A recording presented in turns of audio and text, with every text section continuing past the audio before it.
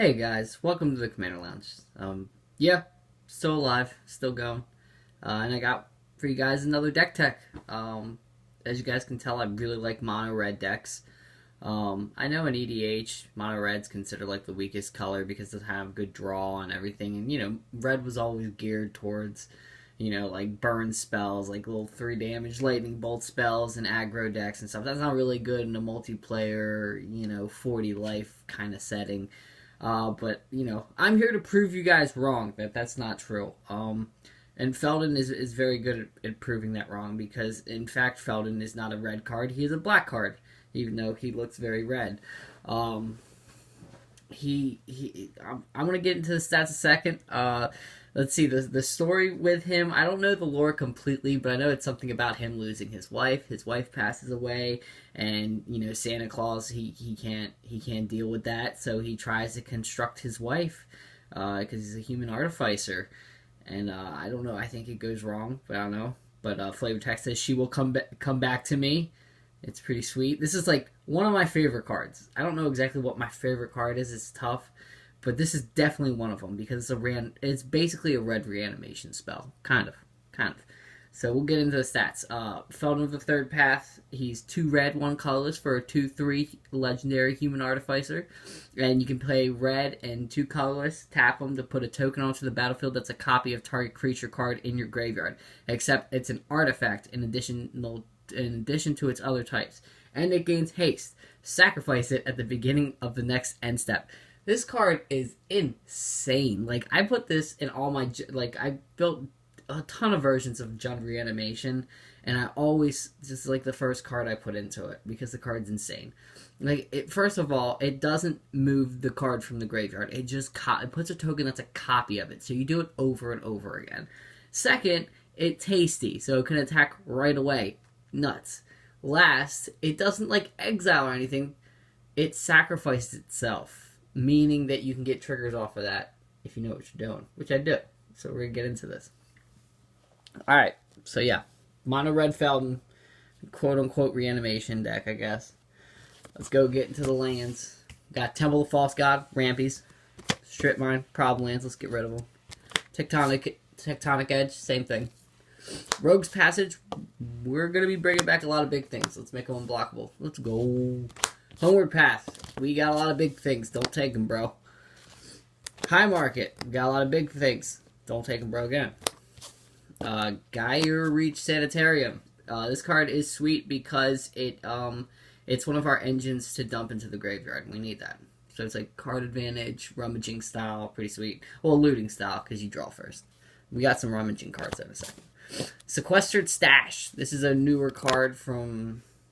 Aether Revolt or Kaladesh? 1 and 2. I think it's Kaladesh. I could be wrong. But anyways, it just dumps 5 cards into your graveyard, which is sweet. We like that. It says you may put an artifact back. Well, we could do that. Maybe. Maybe not. I don't know. Alright. Now we got the Cycling Lance, Forgotten Cave, Smoldering Crater. Pretty sweet. Flamekin Village. I know Feldon gives haste, but sometimes we're going to be able to hard cast them fatties because we're going to be ramping hard in this deck since we're mono red. We're going to try to ramp hard at least.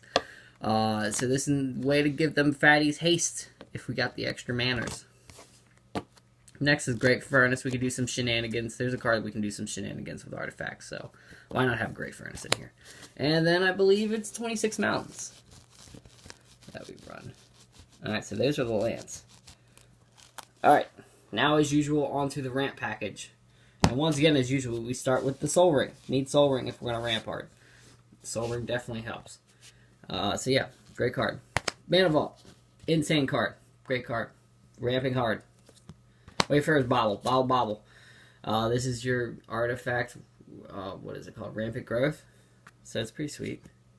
Armillary Sphere. I always love this card in monocolored decks that aren't green because it helps. I feel like it helps me for my future turns. Like it sets me up for 2 turns as a case. Instead of just, like, ramping. It's not exactly ramp, because it puts the cards into your hand, but it makes sure you keeps hitting land drops. That's huge, especially in mono-red decks. That's huge. That's why I love slamming these in my decks. Next is Mind Stone. Just a little ramp. If we don't need a little ramp, we can turn into card draw. Pretty sweet. Assault Monolith. I don't think we can do any crazy shenanigans with this. I just really like it because it like sets up for like really good ramp, and we need really good ramp in this deck. Sears Lantern. I don't know exactly how to feel about this. It's small ramp for 3 mana, but the scry 1 every time is pretty solid. Like, I really am a huge fan of consistent scrying over and over again. So that's why Sears Lantern's in here. More rampies, Burnish Heart. One of my favorite cards. It's Explosive Vegetations on a freaking elk. It's amazing. You know, you just sack it, get 2 basic lands, put it on the battlefield tapped. Amazing card. Psalm Simulacrum. Sad Robot's pretty sweet. Replaces himself, ramps. Golden. Gilded Lotus. It might be a little expensive, but you know what? You're getting a lot out of it, so it's solid. Cage Sun, same thing, except it doubles all your mana that's out, and it also pumps your creatures for the color that you say, so I'm a fan. Alright, now into the card advantage slot. Start out with Faithless Looting. Sorry, it's in a different language. I promise you it's Faithless Looting. So it's draw 2, discard 2, and then you can flash back for 3. Tormenting Voice. Additional cost. If you guys notice, there's a nice little discard theme to this deck, and that's because with Feldon, we want our big fat things in the graveyard. So most of our card advantage are going to be really looting effects and rummaging effects. But if you guys don't know what rummaging effects is, you're about to see that. So, you know, this discard a card, draw 2 cards. Solid. This is discard 2 cards, draw 3 cards. The Cathartic Reunion is such a sweet card. I love this card. Key to the City. This was a late inclusion. When I went through it, and I didn't know this card was in it. When I found out this wasn't in it, I was like, why? So I put it in it. It's great because it makes your big guys, it can give them evasion. And it's also just card advantage. It's fantastic. It's best of both worlds in this deck. Crystal Ball. I told you guys I like constant scry effects. Crystal Ball is amazing. One of my favorite commander cards. Here's where the Rummaging comes in. Rummaging Goblin. He taps the discard a card, draw a card. Let's dump our big thing, get card advantage. Let's go. Next is Magus of the Wheel. You know, you guys can't afford Wheel of Fortune. Get Magus. Magus is sweet. Just a nice way to ditch your hand and, you know, get more cards. You know, Red's not usually that great at, you know, having cards, but, like, that's where Red comes in, where they're really good, though. They do have the wheel effects. And, you know, wheels are pretty good, even though you're giving your opponents, like, a full grip. Sometimes they're, like, sculpting their hand to, like, combo, and sometimes this really messes with them. So, it can be really good. And we also have Wheel of Fortune, the actual wheel, which, same difference. Mad Profits, just like Rummaging Goblin, except it's a hasty version. It can be used right away. And Duretti has a lot of different modes, which usually we're going to, you know, originally use it to discard up to 2 cards and draw that many cards. It's neg 2. You can sacrifice an artifact if you do return artifact card from your graveyard to the battlefield. So, you know, you dump a Wormcoil Engine early. You can get rid of, you know, sacrifice Great Furnace, get back Wormcoil Engine. So it's pretty sweet. Then that emblem is just Nutter Butters, which whenever an artifact is put in the graveyard from the battlefield, return that card to the battlefield at the beginning of the next end step. So, always recurring artifacts back. But we don't really aim towards doing that. We're mainly using it for the first 2 abilities. Next is Staff of Nin. A lot of people call it Staff of Win. It's just a great card. It's Phyrexian Arena without the damage, you know, for 3 extra. I mean, it's just great. It fills in that void if you're not in the right color for drawing.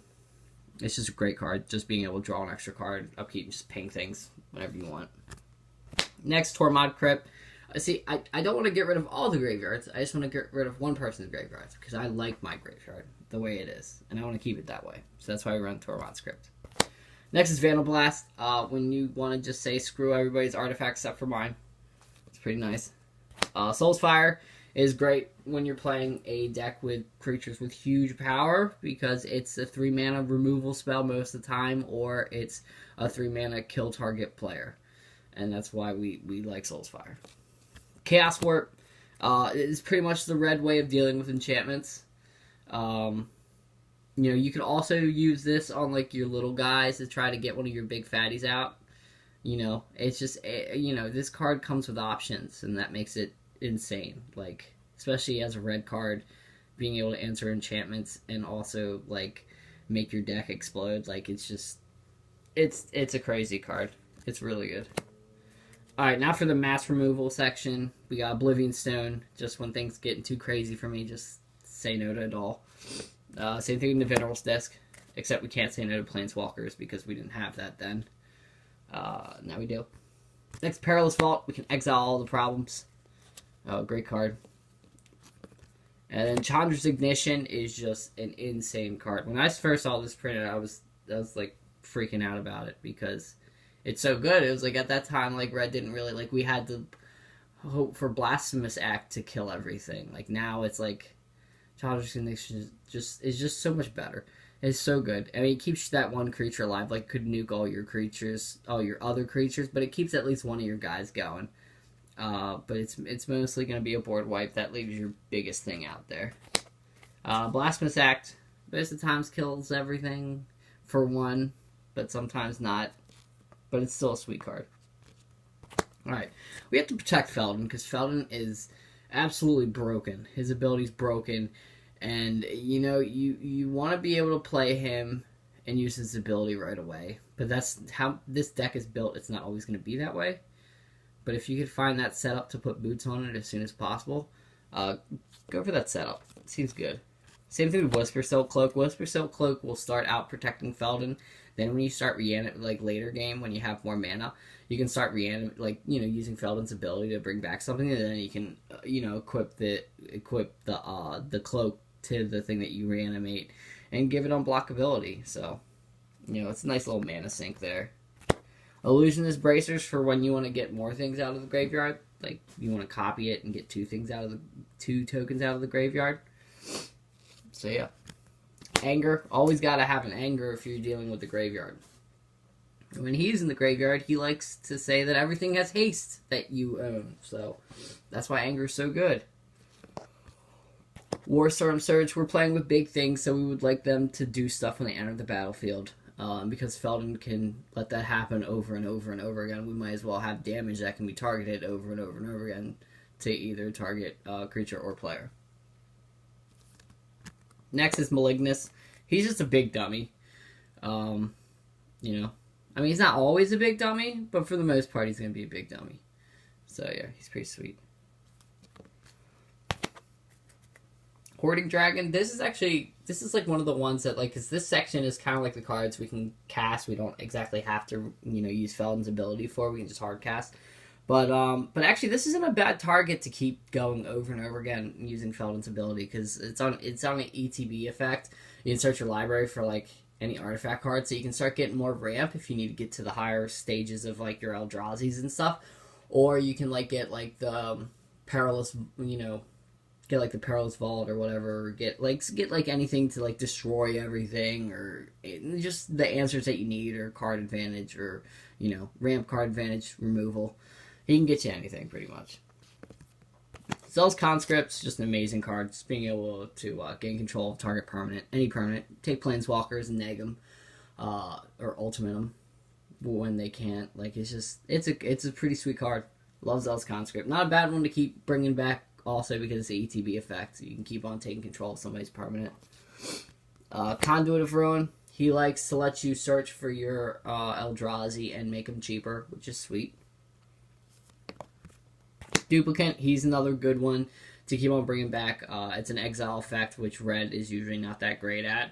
So it's pretty sweet being able to make him, use Feld, and then, put him in the graveyard, then use Feld to make him like a constant exiling effect, it's pretty interesting.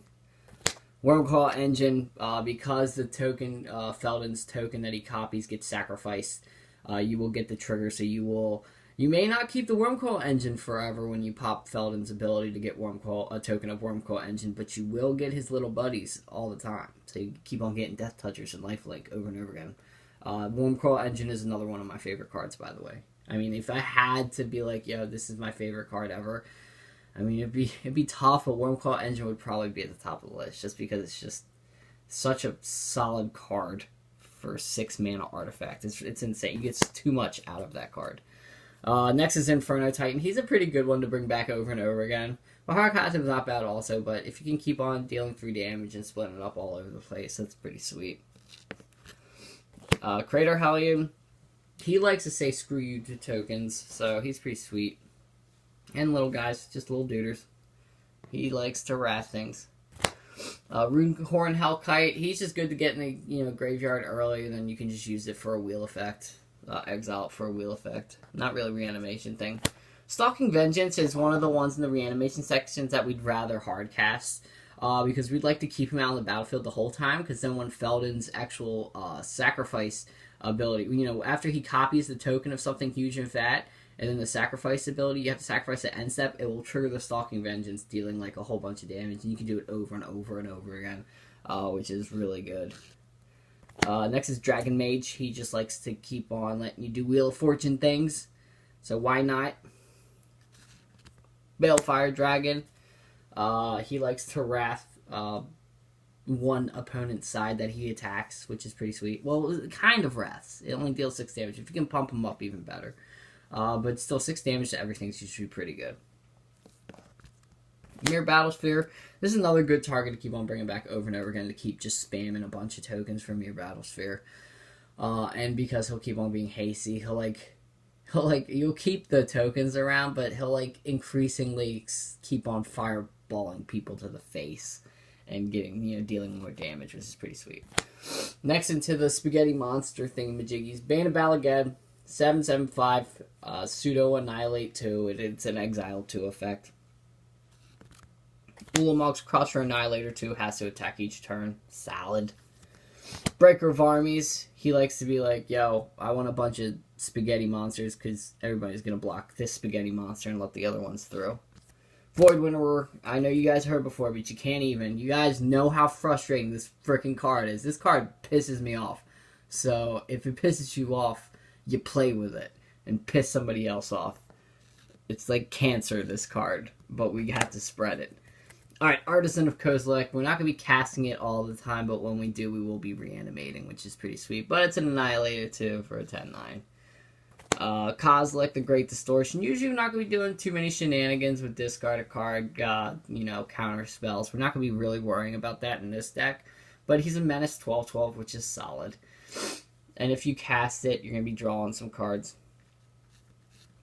For the most part. Ulamog the Ceaseless Hunger, he's pretty sweet. We're not going to be casting it as often. It's indestructible, which is also sweet, 10/10. And he's got another, he changes your win condition to mill. Exile mill, which is pretty sweet. Pathraiser of Ulamog, just a beast. A 9/9 Annihilator 3 is ridiculous. And it can't be blocked except by 3 or more creatures, which is Nutter Butters. He makes sure he's killing things. It That Betrays is a gross card because it grabs the things that people usually annihilate away. And it's just an 11/11. It's a gross card. It's pretty sweet, though. Emrakul the Promise End. He gets cheaper for different types of cards in the graveyard, but he can also Mindslave an opponent if you cast it, which is pretty sweet. I mean, it's a 13/13 flying, trampling, protection from instants. That's a solid card. Jeez. Alright, and for the last card, Shifting Shadow. This was in the last Commander set. This was my favorite card in the last Commander set. It likes to say, red 2 colors for an aura enchant creature. Enchant creature has haste. And at the beginning of your upkeep, destroy this creature. Reveal cards from the top of your library until you reveal a creature card. Put that card onto the battlefield and attach this card to it. Then put all other cards revealed this way on the bottom of your library in a random order. So it keeps on destroying this. And guys, with Ulamog, he's indestructible. Put this on Ulamog, because it will just do the destroy trigger, because it's indestructible, it won't destroy, and you'll just keep on spamming creatures out. Well, no, you'll do it once, and then it'll attach to the other creature, so, it's still something. You get one for free, and then it'll kill the other ones, but at the same time, it fills your yard up, it keeps your Feldon having more triggers to go off of, turning it into a toolboxing pseudo-reanimation beast. So yeah, guys, thank you for sticking around and listening to my new deck that I built. I've been throwing this in, so Feldon's been, pretty much any deck that's red, I throw Feldon into it. And I was thinking, you know what, Feldon deserves his own deck, so he's got it now. So yeah, let me know what you guys think. Let me know if you guys think I'm missing some cards that should be in here that I don't have. Let me know what you guys think of Feldon as just a cool, I don't know, let me know about the story if I don't know exactly what about the story. I only know a little bit. I only know a little bit about the story. I think I knew more than I forgot it. But, yeah, guys, I hope you guys enjoyed this video. in the comments below. Well, actually, in the description below, I should have a link to the deck list. So if you guys want to check out the deck list, see how much it is on TCG and all that good stuff, it'll be there on tappedout.net. But yeah, once again, just let me know what you guys think, and I hope you guys have a good night. Take it easy, guys. Bye bye.